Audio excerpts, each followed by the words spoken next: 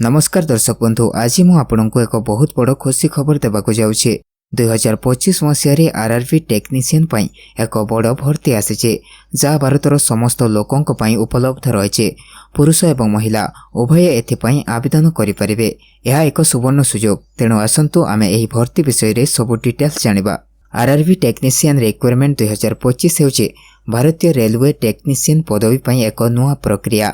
एही भर्ती माध्यम रेलवे विभाग भारतर विभिन्न राज्य रे 6238 टी पदवी पूरण करिवो। एही भर्ती रे दुईटी मुख्य पदवी रहिছে।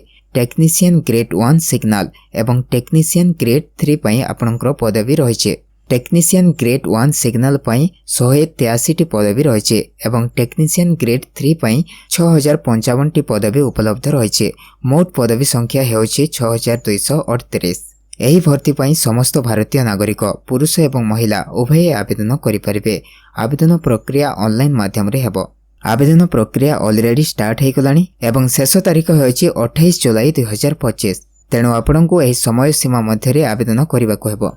एही पदवी पई दरमा हेउछि 19900 रु 29200। टेक्नीशियन ग्रेड 1 सिग्नल पई रहिছে मिनिमम 18 वर्ष और मैक्सिमम 33 वर्ष।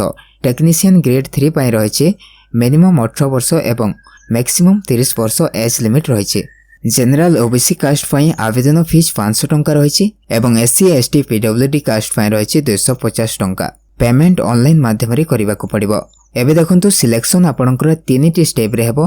फर्स्ट रिटन एग्जाम, तापरे डॉक्यूमेंट वेरिफिकेशन आउ तापरे रहिছে मेडिकल एग्जाम। आवेदनकारी को 10th आईटीआई डिप्लोमा किंबा डिग्री पास होइतिबा आवश्यक। आवेदन प्रक्रिया समय रे आपनको पासपोर्ट साइज फोटो, सिग्नेचर, आधार कार्ड, एजुकेशन सर्टिफिकेट, जाति प्रमाणपत्र एवं वयस प्रमाणपत्र आवश्यक हेबो। पुणी थरे कहि रखिछि आवेदन तारीख हेउछि 28 जून 2025 एवं शेष तारीख हेउछि 28 जुलाई 2025। तेणु एही समय सीमा को ध्यान रे रखी आवेदन करंतु। जदि आपण एही सुवर्ण सुजोग को हातछड़ा करबा को चाहू नांती तेबे शीघ्र आवेदन करंतु।